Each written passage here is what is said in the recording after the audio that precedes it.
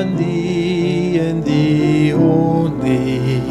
Give me a thirst for thy presence divine.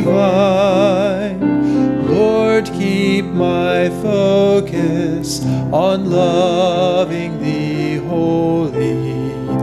Purge me from earth, turn my heart after thine. 2편 12절입니다. 다 찾으셨으면 함께 읽겠습니다. 시작. 그 아들에게 입 맞추라. 그리하지 아니하면 그분께서 분노하사 그분의 진노가 조금이라도 타오를 때에 너희가 길에서 벗어나 망하리로다.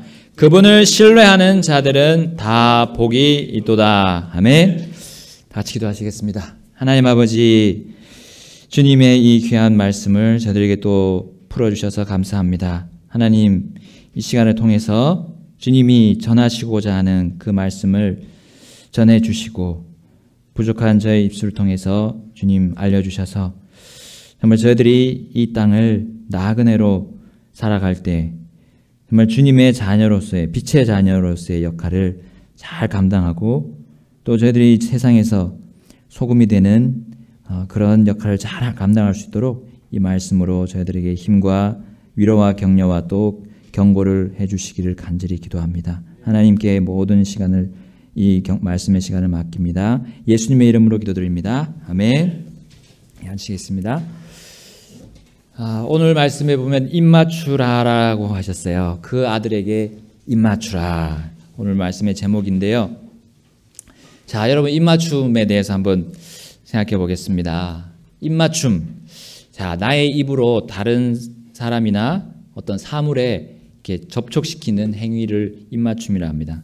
우리 또 은유적으로도 표현하는데 사람들끼리 이렇게 막 모의를 하는 거예요. 모의를 해서 막 이렇게 모종의 어떤 계획을 막 짜는 거, 이제 입을 같이 맞춘다 이렇게 말하잖아요. 자, 이게 입맞춤이라는 표현이 기본적으로 우리는 이제 어떤 표현입니까? 사랑의 표현이잖아요. 사랑의 표현. 입맞춤은 어떤 사랑하는 사람과 하게 됩니까? 우리 뭐 부모가 자식과의 그런 사랑의 그런 관계를 표현하는 그런 걸로 우리가 입을 맞춥니다. 혹은 이제 자식이 부모에게 할 수도 있겠죠. 많이 우러나오지는 않을 때가 많지만 자식이 할 수도 있습니다. 부모에게. 또 자식이 자녀가 부모를 떠나서 결혼하는 대상자와 또 입맞춤을 합니다. 자, 우리 자녀가 아기일 때 우리 부모님들은 특히나 많이 하는 것 같아요. 뭐 저를 비롯해서 아이가 싫어할 정도로 많이 하는 게 입맞춤입니다. 또한 우리 부부간에도 아주 친밀한 부부간에도 입맞춤을 많이 하게 됩니다. 입맞춤이 없는 부부는 뭔가 문제가 있다는 걸 보여주는 겁니다. 자, 즉 입맞춤은 혈연 관계의 그런 아주 친밀한 관계를 또 보여주는 대표적인 표현 방식이지요. 우리 인사의 아주 친밀한 인사의 표현 방식입니다. 물론 우리 서양 사람들은 친구 간에도 이게 입을 맞추더라고요. 아주 친한 친구. 너와 나는 아주 친하다. 그런 의미로 막 이렇게 또 문화적인 그런 게 있잖아요. 입을 맞춥니다. 뭐 심지어 처음 만난 사람끼리도 막 이제 볼을 맞추고 이렇게 하더라고요. 잘 지내보자라는 그런 인사의 의미이기도 합니다. 자, 그렇다면 성경에서 입맞춤은 어떤 의미가 있을까요? 입맞춤은 성경 어디에서 가장 처음 등장하는지 여러분 한번 찾아보시면 나옵니다. 우리 검색 딱 할 수 있잖아요. 요즘 우리 성경 검색 입맞춤 딱 치면 딱 나옵니다. 우리 창세기 27장에 그 첫 번째 입맞춤에 대한 말씀이 나오는데요. 자, 저는 첫 번째 나오는 이 성경 중에 가장 첫 번째 나오는 구절, 그게 굉장히 이렇게 마음이 많이 가더라고요. 왜냐하면 우리 인간 생활 방식, 생활 양식에 그런 패턴을 하나님이 주신 거잖아요. 그런 입맞춤도 역시 하나님이 주신 거잖아요. 자, 이거에 대한 의미를 찾는 거는 맨 처음에 나왔을 때 그 단어가 부분이 가장 먼저 나왔을 때 그거를 보면 여러분 하나님의 그런 의도를 우리는 발견할 수가 있습니다. 하나님이 왜 입맞춤을 우리 사람들에게 주셨는가? 자, 창세기 27장에 보니까요. 27장 26절에 이렇게 말씀하고 있어요. 그의 아버지 이삭이 그에게 이르되 내 아들아 이제 가까이 와서 내게 입을 맞추라 하매. 자, 이 27장은 아버지 이삭, 아브라함의 아들이 이삭이었죠. 그 이삭이 자신의 또 아들, 원래는 에서죠. 여기는 야곱이 지금 등장하고 있는데 에서에게 하나님이 주시는 그 축복을, 복을 빌기 위해서, 복에 대해서 하나님께 기도하면서 그에게 그 축복을 하기 위해서 그를 오라고 했어요. 그럴 때 입을 맞추라고 말하는 장면을 우리가 볼 수가 있습니다. 자, 우리 마치 아빠가 아기에게 자기의 사랑하는 딸이나 아들에게 이리 와라, 뽀뽀, 이리 와 하는 것처럼, 자, 그렇게 보면 되겠습니다. 자, 볼을 갖다 대고 입을 갖다 댑니다. 자, 그런 장면이 지금 우리 이삭이 자기 아들에게 그렇게 하고 있는 거예요. 자식을 사랑하는 부모의 마음이 가득 우리 엿보이는 그런 이 대목이 바로 이 성경에서 입맞춤이 처음 나오는 대목입니다. 자, 물론 창세기 27장 처음부터 보게 되면 아버지 이삭은 그 첫째 아들 에서에게 그 축복을 하면서 입맞춤을 하려고 했던 거예요. 근데 어떤 일이 있었습니까? 이제 진짜 에서는 아버지에게 드릴 그 맛있는 음식을 구하기 위해서 사냥터로 나간 상태였어요. 자, 그런데 그의 동생 야곱이 가짜 에서로 가장을 해서 지금 그 축복을 가로채려 했던 거예요. 바로 어머니인 리브가가 이제 에서처럼, 에서는 털이 많았잖아요. 손에도 털이 많았다고 성경은 하고 목에도 털이 있었다고 했어요. 털이 많은 사람이 에서였어요. 그래서 염소의 그 새끼 가죽을 가지고 이렇게 손에도 싸고 목에도 쌌던 모양입니다. 그렇게 해서 한 다음에 이제 야곱의 옷을 또 이제 에서의 옷으로 바꿔 입혔어요. 왜냐하면 에서는 항상 들에 나가서 막 뛰어다니던 그런 사냥을 많이 했던, 즐겨했던 사람이기 때문에 그런 들 냄새가 항상 났습니다. 에서에게는 그 옷에 들 냄새. 그래서 에서의 옷도 입혔어요. 그리고는 염소로 음식을 만들어서 맛있는 음식, 그 남편이 뭘 좋아하는지 또 잘 알잖아요. 아내는 잘 알게 되어 있어요. 그래서 그 음식을 만들어서 야곱의 손에 쥐어주면서 아버지 이삭에게 들려보냈습니다. 그래서 결국 그 축복을 야곱이 받도록 했던 거예요. 자, 우리가 창세기 27장을 통해서 확인할 수 있는데요. 자, 그 내용보다 더 중요한 오늘 입맞춤. 자, 입맞춤은 사랑의 의미이지만 자, 그 사랑 안에 무엇이 들어 있었습니까? 자, 입맞춤은 사람끼리의 그런 사랑이나 친밀함을 서로 이렇게 나누는 그런 관계의 인사의 그런 부분이 아니라 그런 부분 이상으로 뭔가 하나님이 주시고자 하는 것이 있다는 거예요. 자, 그 이상의 귀중한 의미를 담고 있는 게 입맞춤이라는 거예요. 자, 오늘 성경 첫 구절에서 그 이야기에서 발견되고 있습니다. 바로 입맞춤은 축복의 의미란 거예요. 복과 관계 있다는 겁니다. 시편 2편 12절에도 나오잖아요. 그 아들에게 입맞추라 하고 그 다음에 그리하지 아니하면 그분이 분노하고 진노가 타오를 때 너희가 망할 것이다 했어요. 입을 맞추지 않으면. 그 아들 예수님과 관계를 맺지 않으면 너희들은 복이 없다는 겁니다. 자, 그 뒤에 보니까 그분을 신뢰하는 자들은 다 복이 있도다. 여러분, 신뢰하고 믿어야 입을 맞출 수 있잖아요. 사람끼리. 하나님하고도 마찬가지입니다. 하나님께 우리가 나아갈 수 있고 그분과 관계한다는 것은 그분을 신뢰해야 됩니다. 그분이 하신 말씀을 믿어야 된다는 거예요. 받아들여야 된다는 겁니다. 그 사람은 복이 있다 했어요. 복과 관련 있는 것이 입맞춤이라는 겁니다. 자, 창세기 27장 27절에 그래서 그 야곱이 가까이 아버지에게 가서 그분께 입을 맞추니까 자, 이제 야곱의 그 옷에서 들 냄새가 나는 거예요. 이제 에서의 냄새가 나는 겁니다. 그래서 에서인 줄 알고 이제 이삭이 눈이 어두웠기 때문에 그 냄새만 맡고 에서가 왔구나 하고 그를 축복했어요. 그를 축복하여 이르되 보라 내 아들의 냄새는 주께서 복 주신 들의 냄새와 같도다라고 하면서 이제 축복의 내용이 쫙 나오기 시작합니다. 자, 여러분, 우리는 입을 맞추면서 우리 사랑하는 가족 또 아이들 또 우리 배우자, 우리 남편 아내에게 입을 맞추면서 우리는 어떤 생각을 하고 합니까? 그냥 가까운 관계, 그냥 내가 좋아하니까 그런 의미로 하는 겁니까? 아닙니다. 여기처럼요, 이삭처럼 난 너를 축복한다. 하나님께서 너에게 복 주시기를 원한다라는 그런 의미가 입맞춤 속에 들어있는 거예요. 이삭이 야곱에게 입을 맞추면서 그렇게 했던 겁니다. 구약 시대에 우리 아버지의 이 축복이라는 거는 굉장한 상당한 의미를 가지고 있었습니다. 우리 족장 시대라고 하잖아요. 족장이 가지고 있는 그 지위가 하나님이 주신 그 지위인데 그건 엄청 컸습니다. 그러나 지금도 여전하라고 저는 믿습니다. 지금 아버지가 어디 갔나요? 아버지의 권위와 책임이 이제 더 이상 주어지지 않나요? 하나님이 여전히 지금 아버지들에게 그 권위와 책임을 주고 계세요. 아버지의 권위를 주시면서 그 가정을 복으로 이끌 수 있든지 아니면 그 반대로 저주로 이끌 수 있는 그런 결정권을 아버지에게 주신다는 거예요. 그리고 아버지의 그 책임을 여전히 지금도 하나님이 묻고 계신다는 겁니다. 물론 입맞춤의 의미는 누구에게나 같습니다. 아버지가 입맞추는 그 의미와 또 어머니가 자식에게 입을 맞추는 것, 그것 또한 축복하는 의미입니다. 성경적인 의미가 그렇다는 거예요.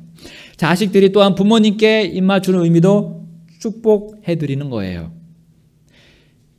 또한 우리가 함께 살아갈 사랑하는 사람, 아내와 혹시 남편에게 입을 맞추면서 또한 서로 축복하는 겁니다. 하나님께서 설계하셔서 사람들에게 그렇게 하라고 베풀어 주신 이 달콤한 입맞춤은 사람 간의 관계만이 위해서 주신 것이 아니라는 거예요. 결국은 거기에 하나님이 들어가 계시다는 겁니다. 그 사소한 입맞춤 속에조차도 거기에 하나님이 계시는 거예요. 여러분, 제가 벚꽃을 이렇게 보면서 뛰었는데 최근에 이렇게 나갔는데 달리러 나갔었는데 세상 사람들은 하나님의 그런 이 의미를 모르잖아요. 하나님 왜 입맞춤을 줬는지 모릅니다. 그리고 그 사랑이 싹트고 교제가 깊어졌는지 그 두 사람이 대낮에 아직 해가 이제 지고 있었어요. 그래도 해가 있었어요. 거기 길거리에서 입맞춤을 하고 있습니다. 자, 모르니까요. 하나님을 모르고 하는 거라고 생각해요. 하나님이 주신 입맞춤의 의미와 목적을 안다면, 자, 우리는 어떻게 그 입맞춤을 할 때 어떤 생각을 해야 될까요? 그냥 두 사람의 관계만, 그리고 그냥 나의 그 친밀한 가족의 관계만으로 생각해야 되겠습니까? 아니면 바로 그 속에 창조주이신 하나님이 계시다는 것. 바로 그 축복이라는 의미의 그 입맞춤을 할 때 그 속에 하나님이 계시다는 것. 하나님께서 당신을 축복합니다. 하나님께서 당신에게 복 주시기를 원합니다. 그렇게 할 때 하나님이 거기에 항상 계시다는 것을 우리는 기억해야 됩니다. 과연 하나님이 아닌 어느 다른 존재가 그 축복의 주체로 끼어들 수 있을까요?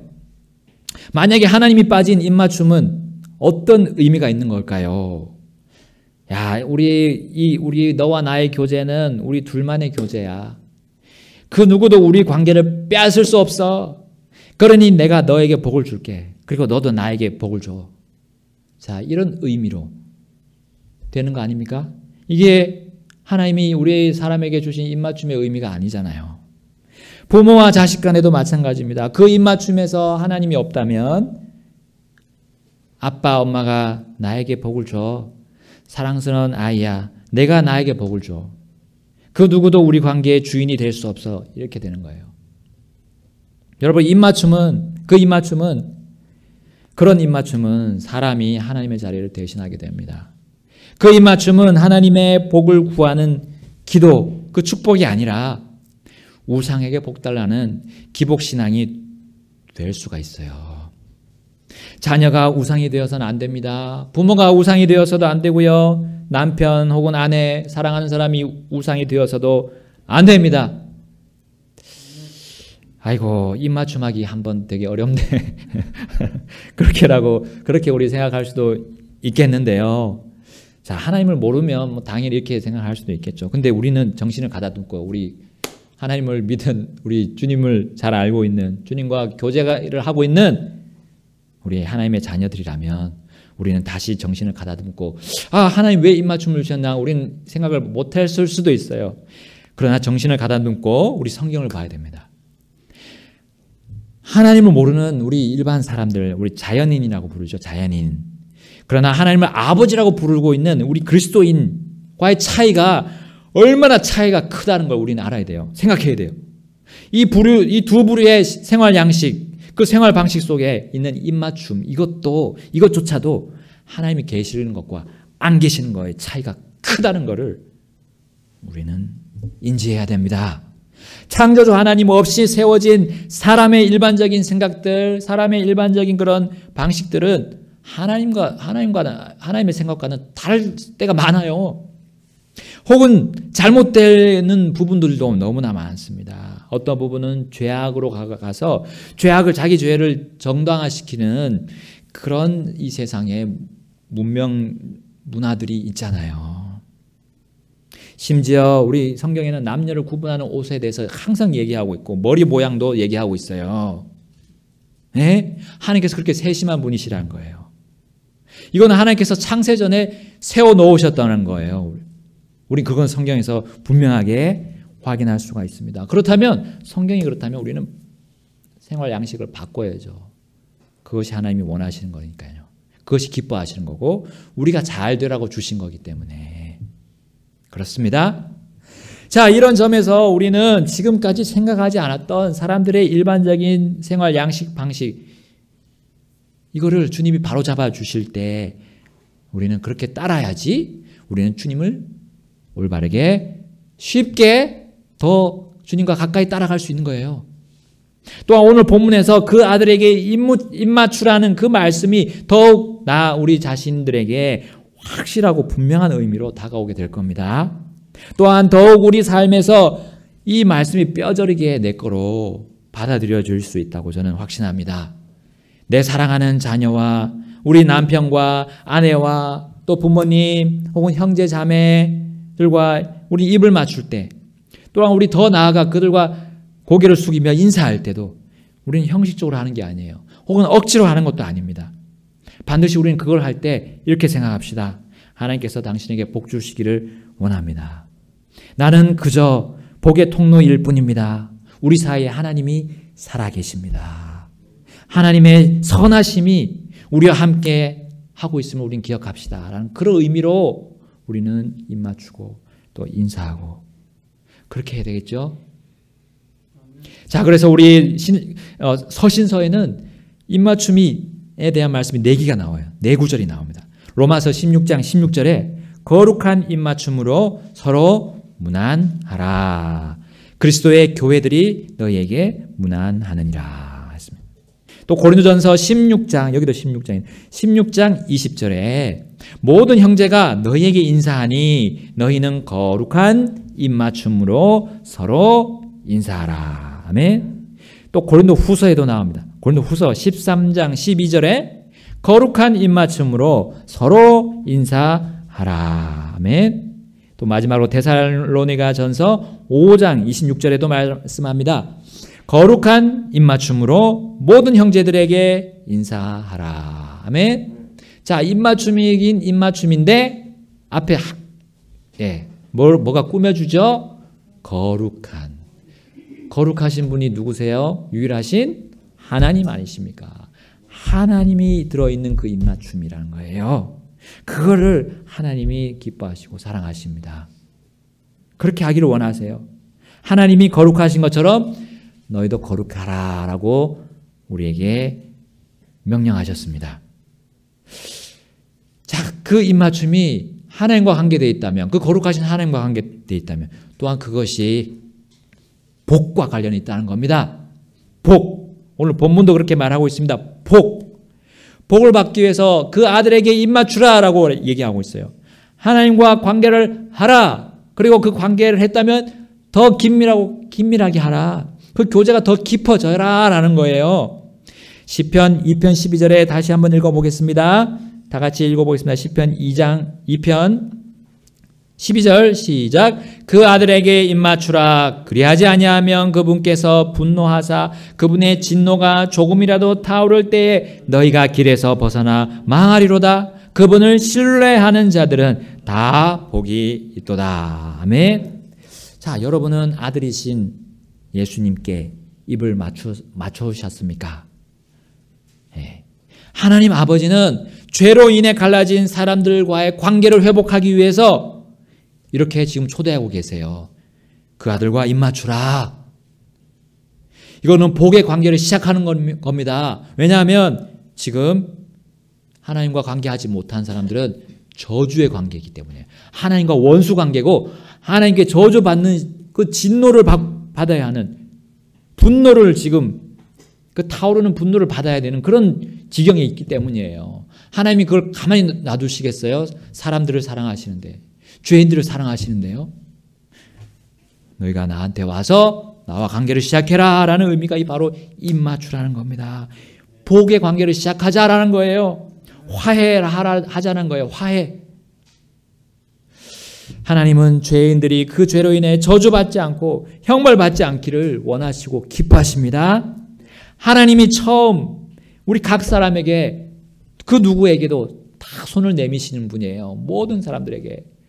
지금까지 있어왔던 수많은 사람들, 살다 간 그 많은 사람들 하나님은 한 사람 한 사람 관계하셨어요. 우리는 다 그걸 모르지만 우리는 다른 사람의 관계를 내 관계 말고는 다른 사람 관계를 다 알 수가 없잖아요. 이순신이 구원받았냐, 뭐 누가 옛날에 역사적인 위인들이 구원받았냐, 그걸 따질 게 아니라는 거예요. 나와 하나님 관계만 확실하면 되는 겁니다. 자, 하나님은 다 그렇게 초대하셨어요. 그 아들에게 입맞추라. 자, 이렇게 하나님 관계를 시작하면 그 사람은 마치 이삭이 그 아들 에서 야곱이 됐지만 그 에서에게 입맞추라 한 것처럼, 그 사랑하는 아빠가 아이에게 나에게 입맞추라, 뽀뽀하자 하고 한 것처럼 너무나 복된 관계가 시작이 되는 겁니다. 여러분, 그런 가정이 얼마나 행복이 피어납니까? 하물며 하나님이시잖아요. 하나님과 관계를 시작하면 얼마나 더 큰 행복이 우리 앞에 있다는 거예요. 예? 여러분, 우리 하나님을 받아들이려면 어떻게 됩니까? 어린아이가 되어야 돼요. 어린아이가 순진하게 순수하게 달려와서 안기듯이 아무 거리낌 없이 부모에게 또 아주 친한 분들에게 와서 안기듯이 그렇게 우리가 하나님 앞으로 나아가야 돼요.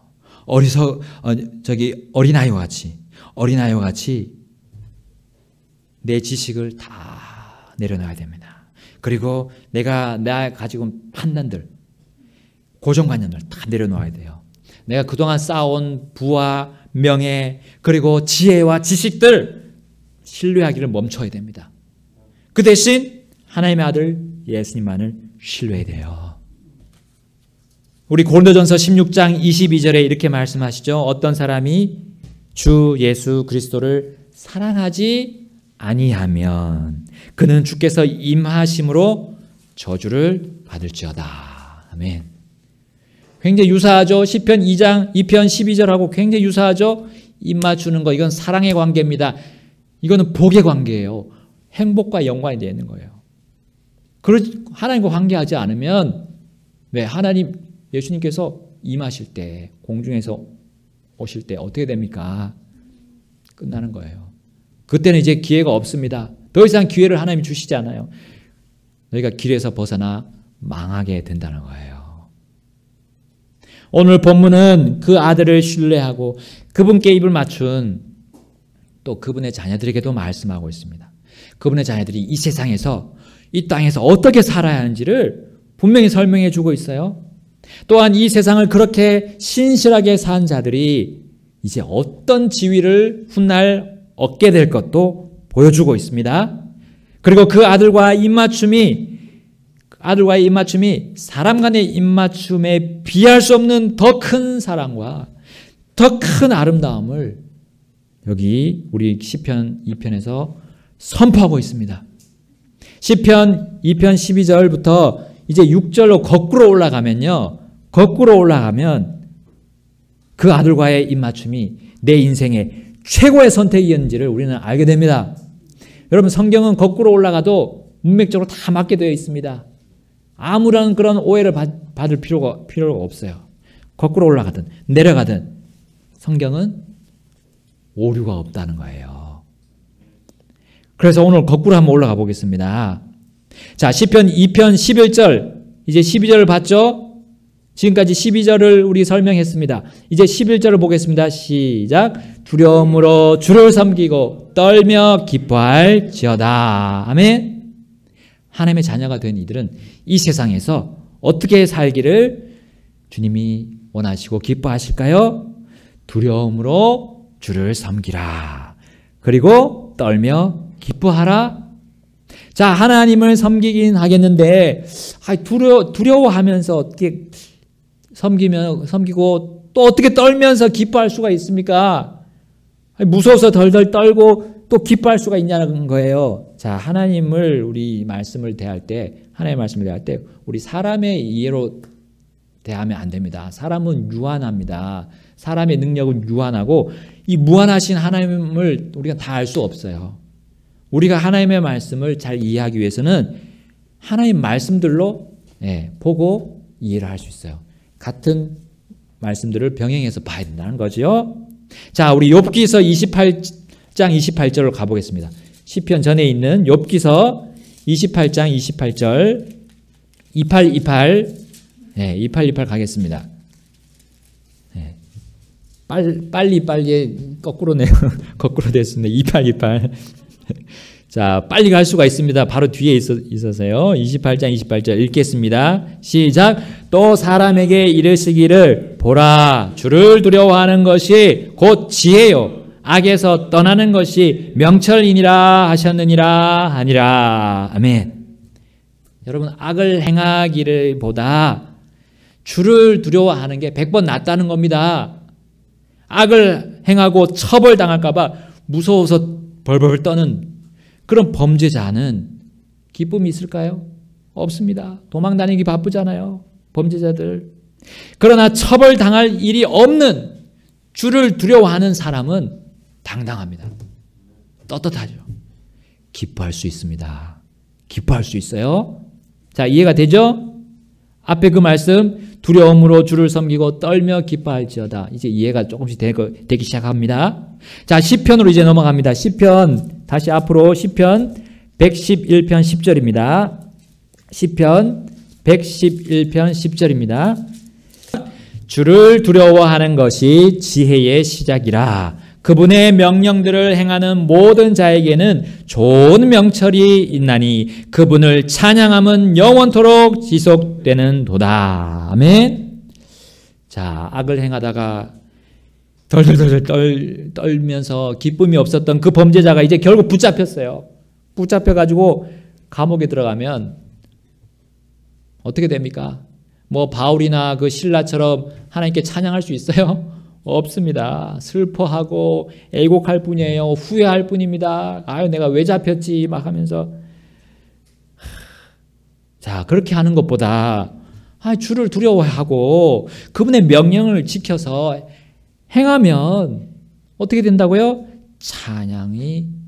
찬양을 하는데 영원토록 찬양을 할 수 있다는 겁니다. 여러분, 찬양하는 사람이 기쁨이 당연한 거죠. 찬양하는 사람은 기쁜 거예요. 즐거운 거예요. 즐거우니까 찬양하는 겁니다.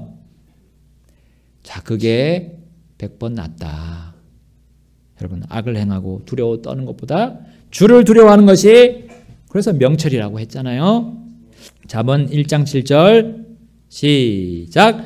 주를 두려워하는 것이 지식의 시작이거늘 어리석은 자들은 지혜와 훈계를 멸시하느니라. 아멘. 자, 잠언 9장 10절 또 가보겠습니다.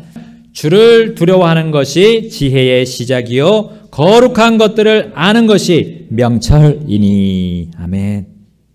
자, 어리석음과 불의로 삶을 마감하느니 여러분 차라리 주를 두려워하고 그래서 거룩해져서 지식이 넘치는 가운데 삶을 마감하는 게 100번 낫잖아요. 그렇지 않겠습니까?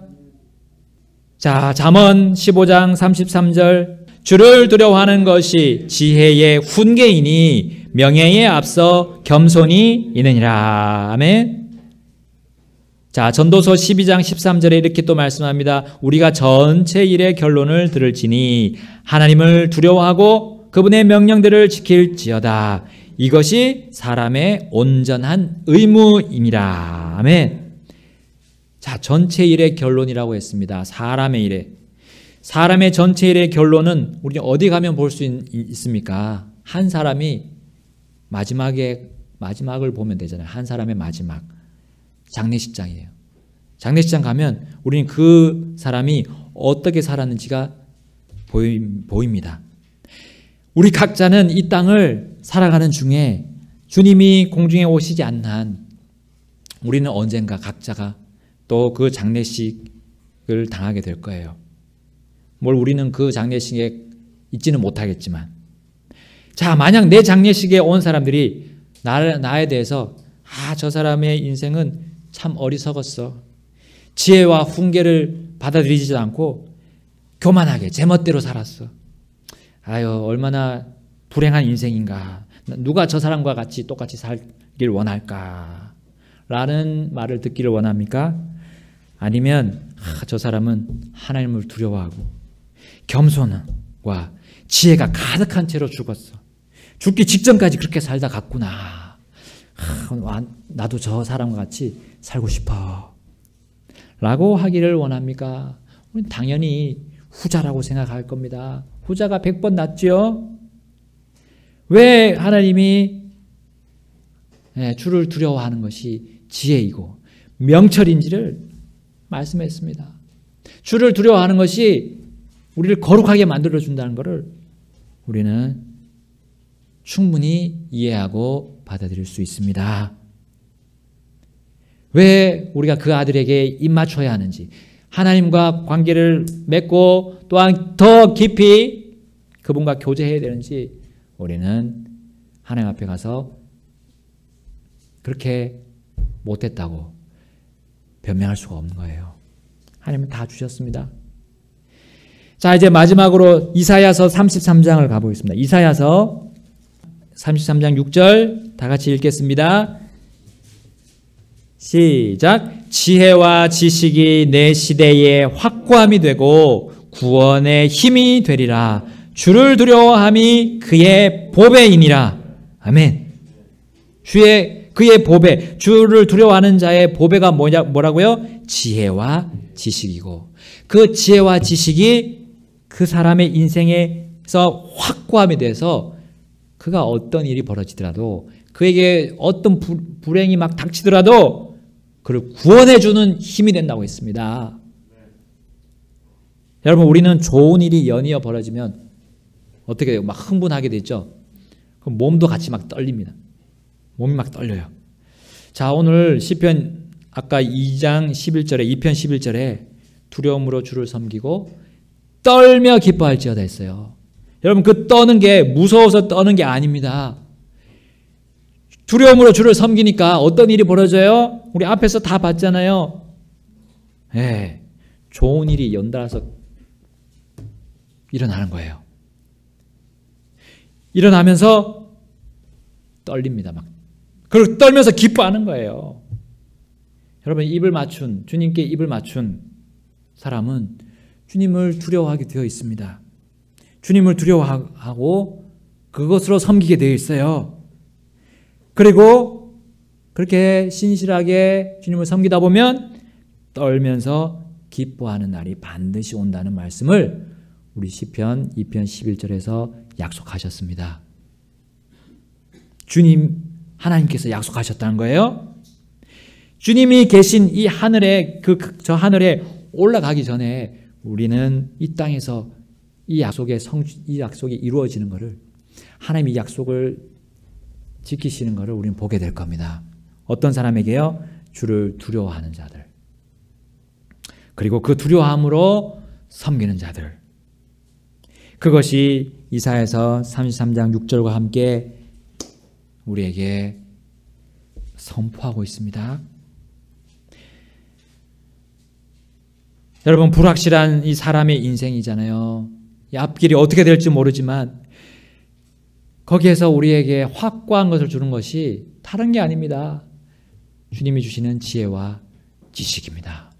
우리는 주님을 두려워하고 주님을 신뢰할 때에 그 지혜와 지식을 얻습니다. 그것이 우리가 어떤 어려움과 고난에서도 흔들리지 않도록 하는 구원의 힘이 될 것입니다. 이 모든 구절들은 반드시 이루어질 주님의 약속입니다. 그 아들에게 입맞추면 우리에게 결코 손해라는 것은 없습니다. 손해는 없습니다. 그러니 우리는 그분과 입을 맞췄다면 이제 그분과 계속해서 입맞추고 그 사랑을 발전시켜 나가야겠습니다. 자, 마침내 그 아들께서 오실 때, 우리가 입맞췄던 그 아들 예수님께서 오실 때 우리는 무엇이 됩니까? 자, 본문으로 돌아가겠습니다. 본문 시편 2편 10절에서 이제 6절까지 거꾸로 읽어보겠습니다. 거꾸로 읽어도 하나님의 말씀은 맞습니다. 완벽합니다. 자, 시편 2편 10절 다 찾으셨죠? 시작. 그런즉 오 왕들아 이제 너희는 지혜로울지어다. 땅의 재판관들아 너희는 교훈을 받을지어다. 아멘. 여기 왕들과 재판관은 1차적으로는 이 땅의 왕들과 재판관이지만 이제 주님께서 오시면 그분을 이 땅에서 두려워하면서 그분을 신뢰하면서 그분과 신실하게 그 사랑의 관계를 계속 맺어간 사람은 왕과 재판관으로 삼으실 겁니다. 주님은 약속하셨잖아요. 자, 이제 어떻게 이 땅을 다스릴 것인지 주님의 왕국에서, 자, 9절 말씀 보겠습니다. 시작. 내가 그들을 철장으로 부수고 토기장이의 그릇같이 산산조각 부수리라 하셨도다. 8절입니다. 내게 구하라. 그리하면 내가 이 교도들을 내게 상속물로 주고 땅의 맨 끝 지역들을 내게 소유물로 주리라. 아멘. 7절 또 읽겠습니다. 내가 칙령을 밝히 보이리라. 주께서 내게 이르시되 너는 내 아들이라. 이날 내가 너를 낳았도다. 아멘. 자, 6절입니다. 그러므로도 내가 이미 내 왕을 내 거룩한 산 시온에 세웠노라 하시리로다. 자, 주님께서 다스리실 그 왕국에서 두려움으로 주를 섬겼던 사람들이 떨며 기뻐하게 됩니다. 이 땅에서도 물론 그렇게 되지만 이 땅에서 누리는 것보다 더 비교할 수 없는 그런 기쁨을 우리는 왕 중의 왕이신 주님 앞에서 누리게 될 것입니다. 어떻게 살 것입니까? 네, 답은 간단합니다. 우리 주님과 입을 계속 맞추는 거예요. 입을 계속 맞춰야 됩니다. 다 같이 기도하시겠습니다.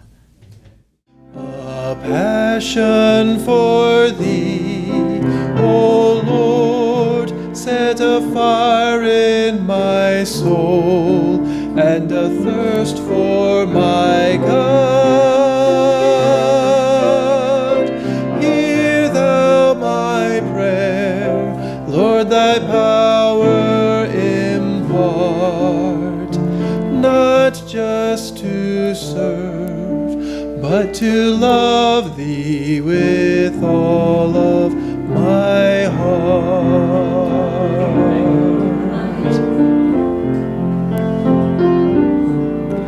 Father, fill with thy Spirit and fit me for service. Let love for Christ every motive inspire. Teach me to follow in selfless submission.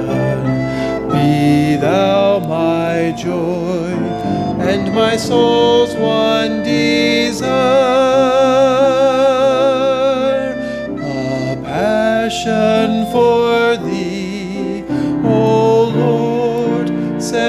fire in my soul, and a thirst for my God.